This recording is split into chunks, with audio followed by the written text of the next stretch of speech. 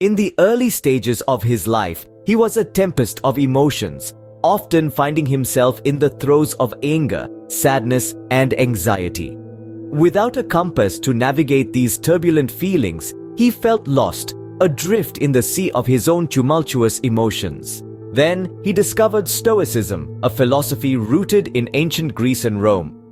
Stoicism, he learned, advocates for tranquility and virtue, for accepting the world as it is and focusing on what we can control. This philosophy, he thought, could be his much-needed compass. So began his journey into Stoicism. He immersed himself in the teachings of Epictetus, Seneca, and Marcus Aurelius, finding solace in the Stoic tenet that our reactions, not our circumstances, shape our reality.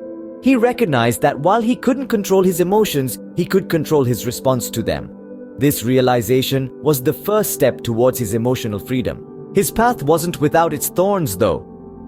The man struggled to balance Stoicism's emotional restraint with the natural human need to express feelings.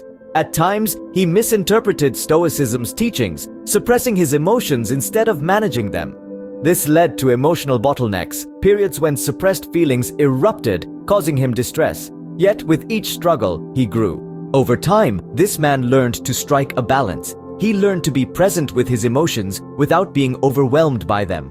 He learned to acknowledge his feelings without judgment, to express them without fear. He learned that emotional freedom wasn't about eliminating feelings but about understanding and managing them. The man's journey shines light on the essence of Stoicism in the modern world. It underscores the importance of balance in the practice of Stoicism, of understanding and expressing our emotions rather than suppressing them. It reminds us that Stoicism, much like any philosophy, isn't a one-size-fits-all solution but a guide, a compass that can lead us towards emotional freedom. The man's journey, his struggles and triumphs, his transformation, all serve as a testament to the relevance of Stoicism in the modern world. It tells a tale of emotional freedom, of finding balance in a world often tipped towards extremes. It is a journey that shows us the power of Stoicism, not as a doctrine of emotional suppression, but as a path towards understanding and managing our emotions. This is the story of a man, of Stoicism, and of the quest for emotional freedom. A story that echoes through the corridors of time, from the ancient halls of Greece and Rome to the bustling streets of the modern world.